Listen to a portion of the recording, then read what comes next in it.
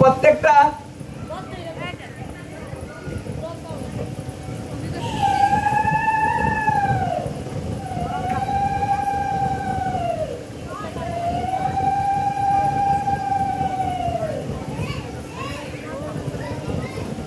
তাহলে বলছে যেন ভগার জলে ডুবে মরে।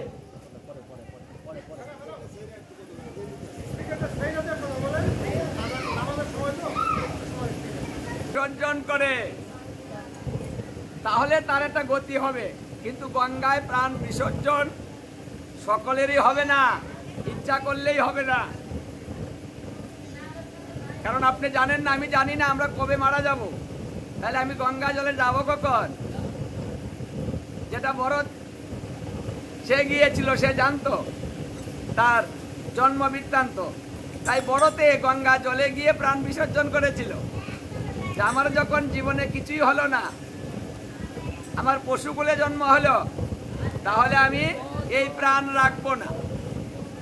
কারণ পশুকুলে তো আর ওই ভগবানের আরাধনা করা যায় না, সেবা পূজা করা যায় না, তাহলে জন্ম দিয়ে কি হবে? এই জন্য ভরত গিয়ে প্রাণ বিসর্জন করেছিল, মানে গঙ্গা জলে। তারপরে সে আবার পুনরায় জন্ম নেয় মনুষ্যকুলে।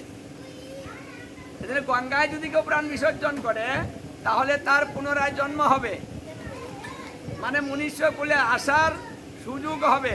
যদি কোনো পাপের কারণে তার অধোগতি হয়, বিপদগামী হয়, তাহলে সেখান থেকে সে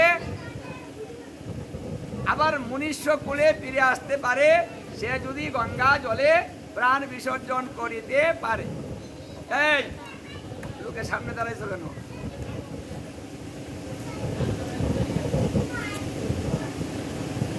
এই জন্য মা দুর্গা তিন প্রকার দুঃখ দেয় আমাদের, আদি ভৌতিক, আদি দৈবিক এবং আধ্যাত্মিক। এই তিনটা প্রকার দুঃখ আমরা মা দুর্গা থেকে পাই, কারণ এগুলা মহামায়ায় দিয়ে থাকেন। এই দুঃখ থেকে দেবতারা পর্যন্ত রেহাই পাচ্ছে না। এই তিনটা দুঃখ আমরা সবাই পাই, এটা দুর্গার অধীন, তিনি দেন।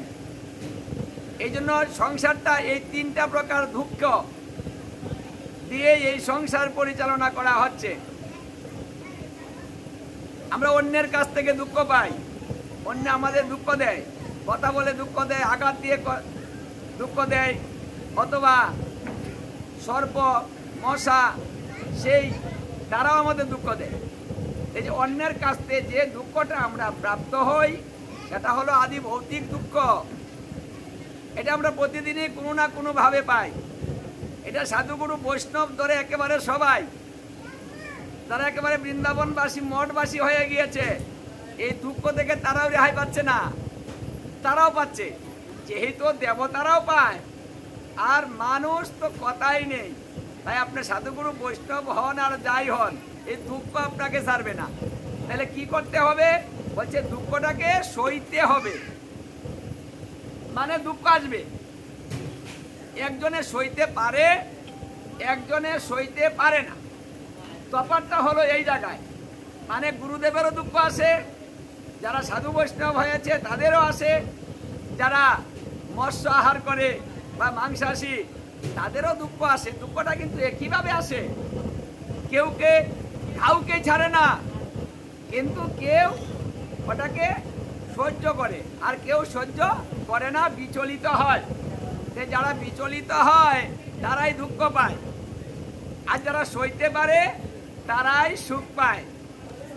এই কথাটা কৃষ্ণ বলেছে যে তুমি মানে ধৈর্য বাড়াও, দুঃখ আসবে, এটা অবধারিত, এটা সত্য, কিন্তু তুমি ধৈর্য বাড়াও। কিন্তু আমরা ধৈর্যটাই বাড়াতে পারছি না। কিছু শুনলেই মন বিচলিত হয়ে যায়, কিছু দেখলেই মন বিচলিত হয়ে যায়, হ্যাঁ, কেউ কিছু বললো বিচলিত হয়ে যায়, মানে আমাদের মন সহজেই বিচলিত হয়ে যায়, যার কারণে আমরা দুঃখটা পাই। এটা হলো আদি ভৌতিক, অন্য দেয়। আদি দৈবিক যে দুঃখটা দেবতারা দেন, ডাইরেক্ট দেবতারাই, দেবতারাও কিন্তু আমাদের দুঃখ দেয়। ওটা কি? দৈবিক, মানে দৈব গুণে যাহা ঘটে তাহাকে দৈবিক দুঃখ বলা হয়। মানে দৈব গুণ, যেটা হওয়ার কথা না, যেটা ঘটার কথা না, হঠাৎ করে হয়ে যায়। হঠাৎ করে একটা অ্যাক্সিডেন্ট হয়ে গেল, হঠাৎ করে আপনি পড়ে গেলেন, হ্যাঁ, মানে এই যে হঠাৎ হঠাৎ যে কষ্টগুলা দুঃখগুলা আমরা পাই, সেটা হলো দৈবিক, দৈব গুণে দেবতারা দিয়ে থাকেন ডাইরেক্ট। আরেকটা যে দুঃখ, সেটা হচ্ছে আধ্যাত্মিক। আধ্যাত্মিক দুঃখটা হচ্ছে নিজের দেহ থেকে, মন থেকে উৎপন্ন হয়, ওটা কেউ দেয় না। মানে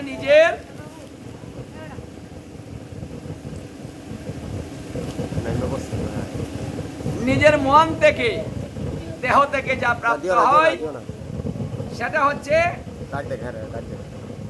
যেমন আমরা অসুস্থ হয়ে গেলাম, এটা দেহ থেকে সৃষ্টি হয়।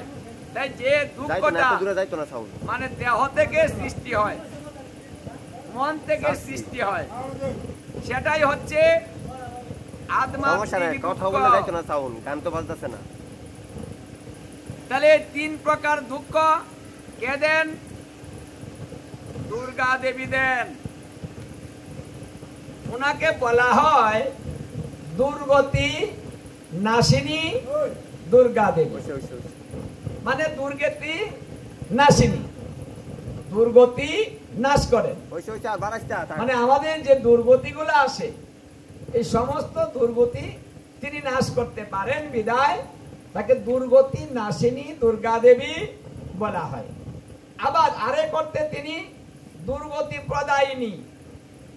উনি শুধু দুর্গতি নাশ করেন না, প্রদায়নও করেন।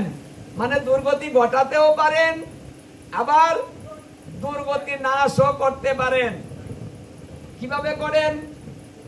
কারণ বৈষ্ণবেতে যদি হয় ক্ষুদ্র অপরাধ, কোটি কোটি ভজন করলে পড়ে যাবে বাদ, তিনি তো মা বৈষ্ণবী।